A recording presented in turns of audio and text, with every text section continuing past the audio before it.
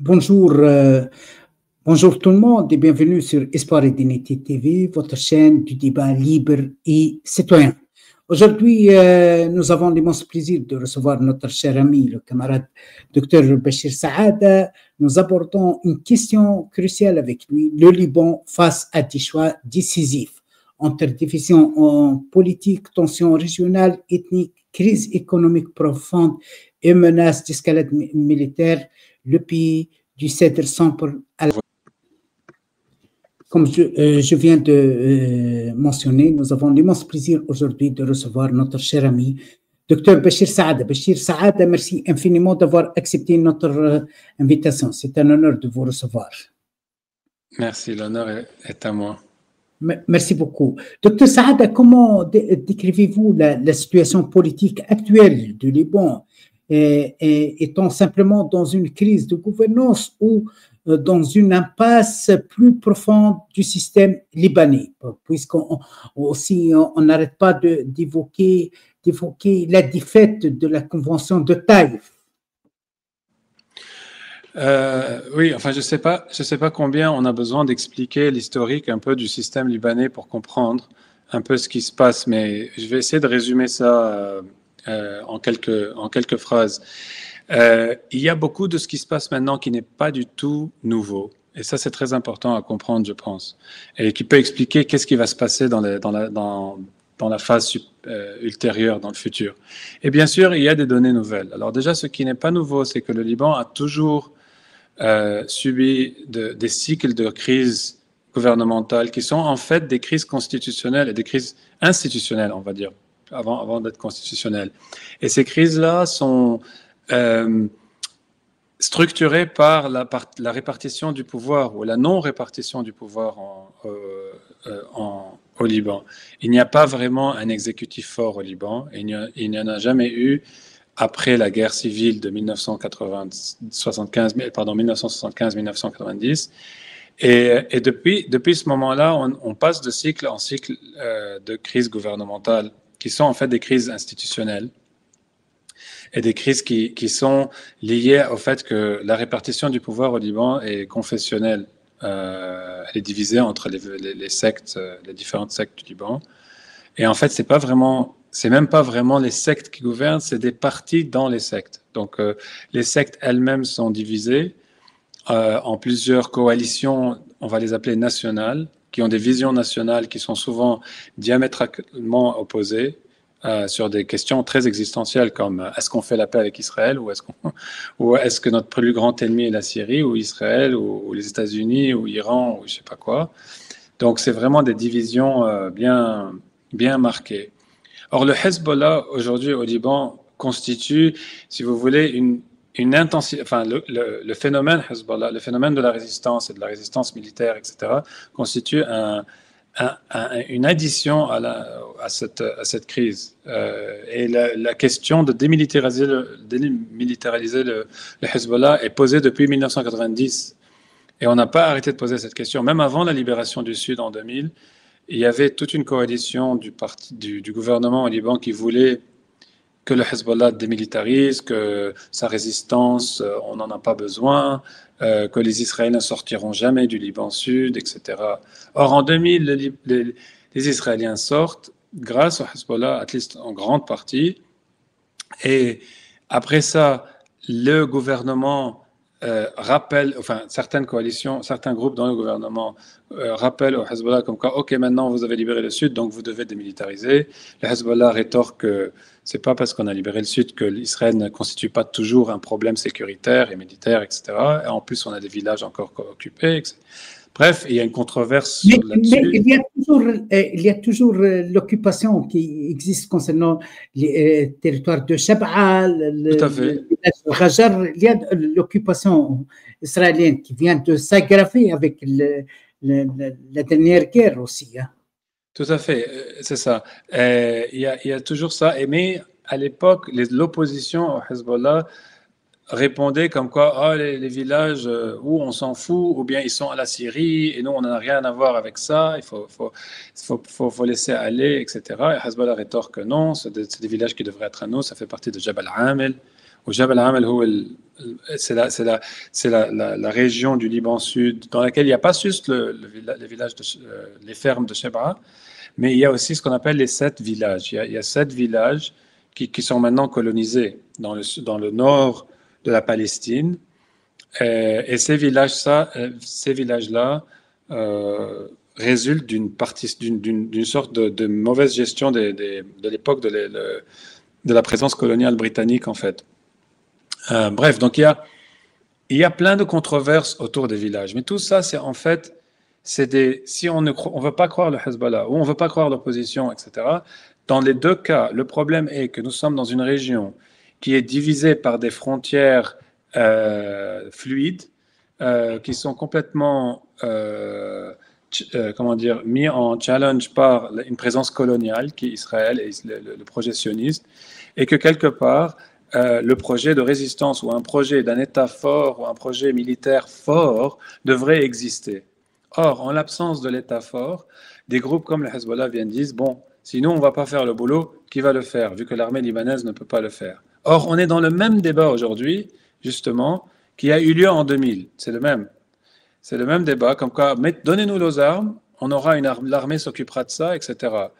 Or, l'armée, c'est très clair, d'après les déclarations officielles des Américains et des forces occidentales, l'armée, ce sera ça son plafond. Il y aura tant d'armes qui arriveront à l'armée, cette technologie seulement, elle est complètement financée par l'aide américaine.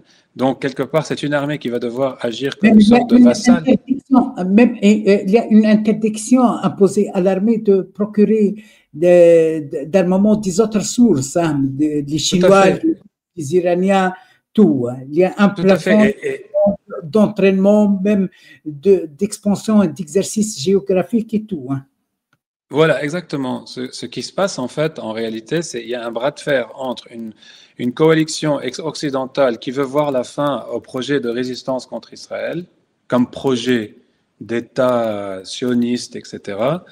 Et d'un autre côté, des groupes qui continuent à dire non, on ne peut pas, on doit résister, on ne va pas accepter ça. Et la seule manière de résister, c'est qu'il y en ait une force militaire capable. En tous les cas, on va résister dans le sens où on va essayer de contrer ce projet-là. C'est-à-dire qu'aujourd'hui, s'il n'y avait pas le Hezbollah, peut-être Israël aurait complètement normalisé l'occupation du Sud. Donc le débat aujourd'hui, c'est entre une force politique qui dit si on ne touche pas à Israël et si on enlève les armes et on les donne à l'armée et on fait les gentils et les neutres, c'est le projet de la neutralité du Liban, Israël ne va rien faire. Elle va nous laisser tranquilles. Ça, c'est la garantie des Américains. Mais cet argument existe depuis les années 60. Il est dans la configuration politique depuis l'époque-là. Depuis cette époque-là, imaginez, c'est pas depuis les années 1960. Or, c'est un argument qui, pour beaucoup, n'est pas logique, puisque Israël a attaqué le Liban plusieurs fois. D'autres vous dites, ils ont attaqué parce que les Palestiniens étaient en train d'attaquer Israël du Sud. Mais les Israéliens ont déjà dit plein de fois qu'ils ont des projets d'expansion, et que s'ils peuvent avoir tel champ d'olivier ou telle terre ou telle source d'eau, etc., vu qu'ils ont détourné de l'eau du Sud à plusieurs reprises, ou ils ont fait plein de petits projets coloniaux, ils vont le faire. Enfin, pour eux, la Palestine, c'est pas un périmètre très, très spécifique. Maintenant, ils sont au sud de la Syrie et ils continuent à prendre là-bas, non? Donc, l'idée, c'est que tous ces arguments de buffer zone, une sorte de zone de protection, etc., et que tout ça, c'est juste qu'ils prennent des territoires juste pour des raisons de sécurité militaire, ça ne tient pas la barre. C'est pas la seule chose qui est en place. Bon, pour revenir à la question de la crise gouvernementale, c'est ça, la crise gouvernementale, elle est tellement pas nouvelle parce qu'elle est au cœur de l'identité nationale ou identité nationale avec S, pluriel, libanaise. C'est vraiment le même débat qui a lieu depuis des décennies. Et là, on est vraiment... ce qui est nouveau dans ce débat, c'est que là, il y a un parti qui était très fort et qui était puissant et qui avait son mot à dire d'une certaine manière, qui était le Hezbollah, qui aujourd'hui est en train d'essayer de se remettre debout et essayer de dire, voilà, c'est un projet qui est valide. Mais aussi, juste pour finir cette question, c'est important de voir que le Hezbollah n'a pas disparu. Et pas seulement ça, l'idée du Hezbollah, l'idée de résistance occupe la majorité ou est approuvée par la majorité des Libanais. Donc, quelque part, ces débats qui se passent au sein du gouvernement ne reflètent pas ceux qui sont dans le camp de démilitariser le Hezbollah, etc., ne reflètent pas spécialement les différentes communautés au Liban. On accuse souvent Hezbollah d'être l'instrument de l'Iran, l'instrument de l'Iran, et que les priorités pour le Hezbollah, ce ne sont pas des priorités libanaises, ce sont des priorités d'après l'agenda iranien. Mais on oublie aussi les autres forces. Tayar Mustaqbal qui a été au service à l'agenda saoudien, il continue de l'être. Les forces libanaises gérées par, dirigées et présidées par le fameux polémique Samir Jacha, qui a été toujours en lien avec Israël, avec les États-Unis, avec la France. L'accusation de l'absence d'enracinement national de Hezbollah. Comment vous le voyez, Dr Saad? En fait, j'ai une manière très simple de répondre à cette question maintenant, vu les événements qui ont eu lieu. C'est-à-dire, avant la guerre, avant le 7 octobre, il y avait une manière de répondre à cette question. Il fallait vraiment essayer de convaincre une certaine logique de politique. Mais là, c'est très simple. Là, il est clair que Hezbollah n'est pas à la solde des Iraniens, vu que les Iraniens sont plus désinvestis. Ils n'ont jamais été aussi désinvestis de ce qui se passe régionalement. Or, le Hezbollah continue le même projet. Et c'est-à-dire qu'il a son projet, lui, qui est national. En tous les cas, national par rapport à eux, c'est national, c'est la défense de leur terre. Il y a un projet, et il y a une vision, une lecture politique de la défense, de comment doit avoir lieu cette défense de la terre, qui est aligné avec un projet de libération de la Palestine, en tous les cas d'avoir une sorte de défense d'un projet contre le sionisme, ou une expansion sioniste illimitée. Donc, il a toujours existé ce projet. Avant le Hezbollah, il y avait plein d'autres partis. Le Hezbollah est juste un nouveau visage de ce projet politique qui a été épousé par plein de partis. Donc, l'Iran a été juste un support pour ce projet. Et maintenant, il est clair, même par l'admission de Netanyahou lui-même, le Premier ministre israélien, comme quoi le chef de l'axe de résistance était Saïd Hassan Nasrallah et non pas Saïd Ali Khamenei. Donc, c'est ce qui est vrai, c'est parce que c'est eux qui étaient vraiment ceux qui poussaient pour ce projet-là. Et les Iraniens, ils aidaient parce que, idéologiquement, bien sûr, ils sont d'accord avec ça. Oui. Avec la perte de Saïd Hassan Nasrallah, est-ce que vous ne voyez pas que Hezbollah devant un problème de gouvernance, parce que le remplaçant de Hassan Nasrallah, d'après plusieurs observateurs, ne remplit pas le minimum de gouvernance, de leadership politique. Hassan Nasrallah, il avait une émanation théologique, politique, qui a pu mobiliser du soutien pour Hezbollah et d'une sorte de légitimité aussi, politique, théologique et tout. Oui, il est clair que la perte de Hassan Nasrallah c'était quelqu'un assez d'unique, il avait son charisme, il rassemblait plein de qualités, plein de skills, comme on dit en anglais, en même temps charismatique, mais en même temps très concret dans ce qu'il disait, se faisait, etc. Il avait une articulation, ouais, et puis il était connu pour quelqu'un qui écoute et qui est très dans l'écoute et dans la réponse il écoutait plein de gens autour de lui quand il parlait. Il est un peu l'antithèse du leader arabe classique, têtu et vous voyez, enfin, qui dit beaucoup mais qui fait rien, enfin, ce genre de choses. Donc ça, c'est quelque chose qui lui a apporté beaucoup de popularité. Et en plus, bien sûr, il était à la tête d'un parti qui a libéré son territoire contre les Israéliens. C'était symboliquement quelque chose d'extraordinaire, etc. Donc il a il était là à ces moments charnières et que ça a créé le personnage, et ça a créé un phénomène très grand. Et oui, il discutait au niveau religieux pendant par exemple, les majalis de Ashura.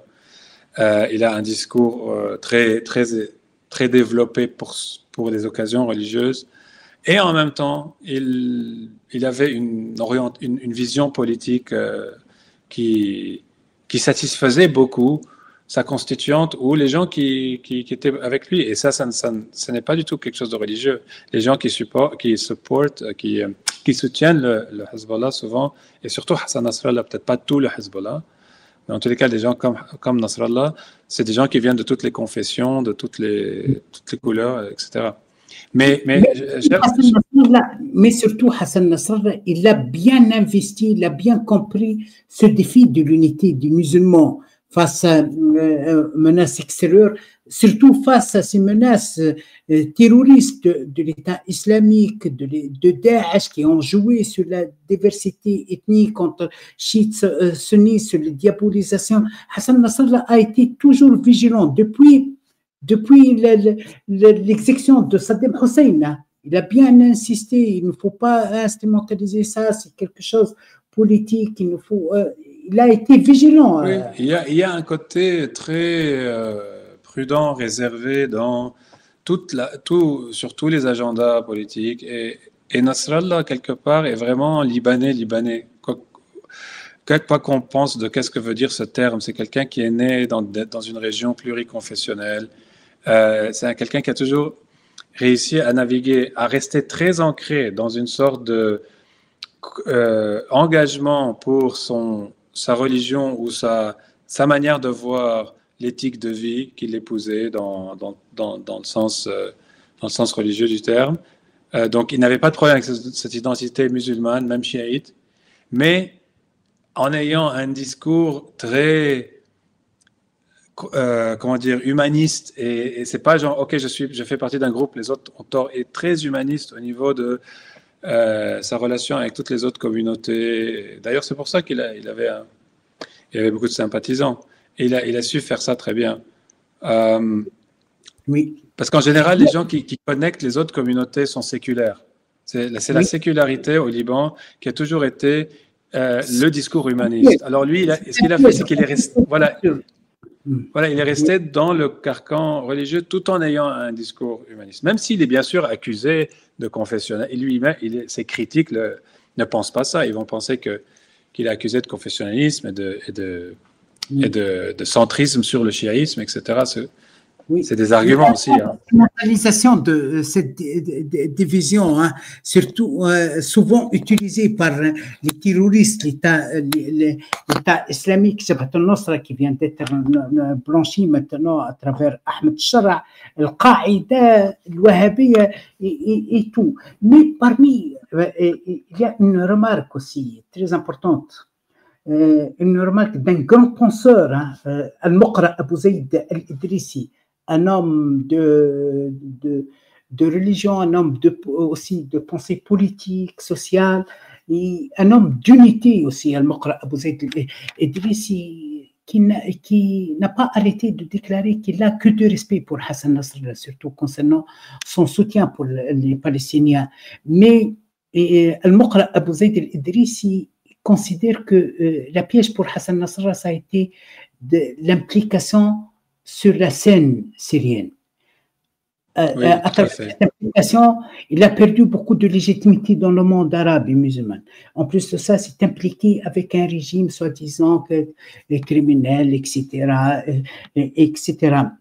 Hassan Nasrallah, il a perdu beaucoup de légitimité à cause de la guerre en Syrie, sans oublier aussi les fautes stratégiques au niveau militaire, parce que le Hezb a dévoilé tous les dirigeants, presque tous les techniques, le réseau de communication et tout, ce qui a constitué une occasion pour Israël qui a bien profité des circonstances. Oui, tout à fait. La Syrie a définitivement été un dossier, une tache noire, comme on dit, sur le dossier, sur legacy du Hezbollah. Malheureusement, c'est une réalité qui est très difficile bon, personne, enfin, je suis pas d'accord avec les gens qui disent non, c'est bon, c'est pas grave, et c'est bien. Ils devaient, enfin, je pense qu'ils n'avaient pas trop le choix, mais d'un autre côté, je pense que c'est une tragédie. C'est les deux. Enfin, malheureusement, c'est des choses qui ont eu lieu. Parfois, certaines choses qui ont lieu ne sont pas géniales. C'est comme ça. Et c'est peut-être à cause justement de combien notre région est compliquée et qu'elle a des régimes. Enfin, il est clair que le régime syrien n'est pas. Enfin, il est ce qu'il est. Mais en même temps, ce moment-là, 2011, etc., qui avait lieu, était un moment très difficile à naviguer. Et les pressions externes et l'influence externe dans ça a définitivement joué un rôle déstabilisant qui a forcé le Hezbollah à se dire bon, on peut pas laisser ça aller n'importe comment.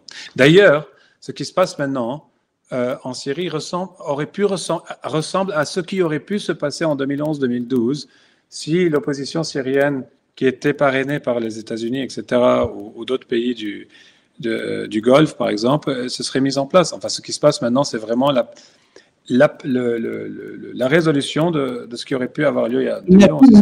Même des membres de l'État islamique soigné. Exactement, ils ont été recyclés. Parce que des fameux analystes qui s'imposent comme des fameux analystes, soi-disant, qui étiquetent les gens, etc., ne disent pas ça. Hein. Ils ne sont pas des gens crédibles, sont à l'agenda. Tout à fait. Enfin, ce qu'on aurait pu espérer voir, c'est qu'il y ait vraiment une poussée locale à l'époque, une force locale à l'époque, qui aurait pu résoudre ça localement entre les différents partis, y compris le Hezbollah et peut-être des groupes syriens, mais en discussion avec le régime syrien, etc. Mais malheureusement, pas seulement ça n'a pas eu lieu, ça n'aurait pas pu avoir lieu parce que nous sommes dans une région pénétrée par des forces occidentales. C'est simple, et ces forces-là ne vont pas accepter ce genre de discussion d'avoir lieu. Il est plus simple de diviser et de changer des régimes qui deviennent alliés avec Israël ou avec les États-Unis. Et d'ailleurs, c'est pour ça que l'opposition syrienne à l'époque, qui a commencé à émerger tout de suite, était en train de cocher les bonnes cases pour l'agenda occidental. Docteur Saad, j'aimerais bien clôturer notre rencontre pour cette semaine concernant l'éventualité d'une confrontation militaire entre le régime de Ahmed al-Shara et Hezbollah. Beaucoup des informations confirment que le régime syrien actuel il est en train de favoriser le transfert des anciens membres des groupes terroristes vers les frontières avec le Liban, surtout le côté Ba'labak, Zahla, vous connaissez mieux la région que moi, mais Ahmed Shara au service aussi de l'agenda turc, de l'agenda, je m'excuse, de l'agenda saoudienne aussi. Hein, nous connaissons bien les confrontations idéologiques et historiques entre Hezbollah et le régime saoudien. Le régime saoudien a exécuté plusieurs personnalités religieuses chiites, c'est bien connu, etc. Et il emprisonne, il continue à emprisonner, soit en Émirati, en Saoudi, en Qatar, des citoyens libanais accusés d'appartenance à Hezbollah et tout. Qu'est-ce que vous pensez? Est-ce que c'est une éventualité forte ou faible? On est définitivement dans une zone risquée. Enfin, la plupart de l'attention des gens maintenant est sur une possible guerre israélienne. Or, moi, je pense que cette guerre israélienne, elle n'est pas très... Moi, je pense qu'elle n'est pas très probable. En tous les cas, il n'y a pas les données nécessaires pour une redéflagration, puisque en fait, Israël tape tous les jours et elle fait ce qu'elle veut. Donc, je ne vois pas comment ça pourrait... qu'ils aient besoin de faire plus que ça. Ils font déjà Ils sont déjà en guerre, ils sont déjà en train de cibler ce qu'ils veulent. Mais du côté syrien, je pense que quelque chose de plus compliqué se passe. Enfin, c'est possible. Même vous dites des terres et des positions stratégiques, tout à fait. Sans être inquiétés par Ahmed Charra, présenté comme un démocrate. Oui, tout à fait. Mais en même temps, il faut voir que le Hezbollah lui-même je ne sais pas si vous avez vu, il n'y a pas longtemps, il y a Naïm Qassem, Cheikh Naïm Qassem, a lancé un appel à l'Arabie Saoudite. Comme quoi, ils seraient prêts à discuter, ils sont ouverts à tourner la page, etc., etc. Bon, on peut lire ça de la manière qu'on veut. Il y a bien sûr plein de manières de voir ce qui se passe là, mais je pense, j'ai l'impression qu'on rentre dans une nouvelle ère où tout se renégocie maintenant. Mais je pense, y compris la relation entre les Syriens et le Liban, y compris la relation entre cette ex-Jabhat al-Nusra, cette force de chaque, et peut-être le Hezbollah, je ne sais pas. Enfin, je ne sais pas si je suis un peu optimiste à ce niveau-là, mais il y a eu aussi des discussions comme quoi les Américains seraient prêts à léguer le Liban aux Syriens, ou comme avant, etc. Mais tout ça, je pense, on est dans une autre phase maintenant. Je pense maintenant, on est dans une phase où les partis sont en train de recommencer à les différentes forces, quoi. Le Hezbollah, la Syrie, les Saoudiens. Et la Syrie de Ahmed Charra, ce n'est pas la même Syrie de Hafez al-Assad, ni armée, Oui, ni Mukhabarat, du tout. Ils ont tout détruit. Oui, mais ils ont répliqué un peu le même système, mais avec le tampon plus islamique, quoi. Mais c'est un peu, ils ont repris un peu. Il y a un excellent article sur ça. Je ne me rappelle plus le nom de l'auteur, mais qui montre comment ils ont en fait répliqué un peu les mêmes institutions, la même répartition administrative que celui du Baas. Ils n'ont pas comme en Irak, en fait, quelque chose de similaire s'est passé. Les ex-Ba'athistes sont revenus. Et je pense que la même chose va se passer en Syrie. Parce qu'en fait, c'est pragmatique.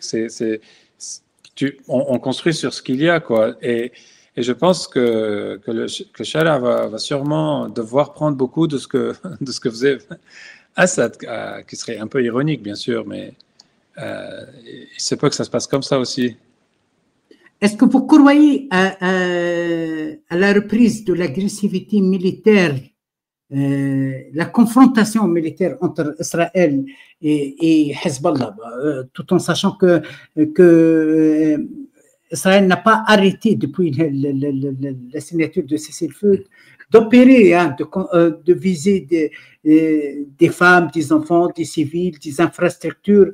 Chaque jour, elle tue 5, 6, 7, arbitrairement, sans que personne dénonce ça. Puisque moi, je pense pas. Je pense pas qu'il y a besoin. Pour que les Israéliens fassent quelque chose de beaucoup plus grand que ce qu'ils font déjà, il faut qu'il y ait vraiment une raison palpable et officielle, et il faut que les Américains soient d'accord, etc. En ce moment, les Américains sont plus en train de... C'est des élections bientôt, les Américains veulent apparaître comme des signateurs de paix, et bon, c'est tout très symbolique, bien sûr. Donc, je ne pense pas qu'un nouveau front va s'ouvrir d'une manière plus directe. Et oui, et aussi parce que les Israéliens font déjà ce qu'ils veulent, et les Hezbollah ne répond pas. Donc, la seule raison pour laquelle on pourrait possiblement se dire qu'il y aurait une guerre, la seule raison, et je pense que c'est vraiment peu probable, c'est de se dire, maintenant que le Hezbollah est affaibli, les Israéliens vont en profiter pour vraiment asséner le coup de grâce. Mais le problème, le coup de grâce, ils vont l'asséner où? Parce que les choses, beaucoup des armes qu'ils sont en train de dire qu'il faut démilitariser sont dans des endroits que les Israéliens ne peuvent pas atteindre. Sauf si ils rentrent vraiment dans le terrain, et ils rentrent en profondeur, ce qui est quelque chose que leur armée ne peut pas faire. Donc, ils sont un peu bloqués dans cette stratégie de drone strikes, d'attaques ciblées au drone. Et voilà. Merci infiniment, Dr Saada, pour toutes ces explications. Je vous invite, mesdames, messieurs, à interagir avec l'exposé de Dr Saada, à partager, à commenter. J'espère vous trouver la semaine prochaine. Merci beaucoup et au revoir. Merci à vous.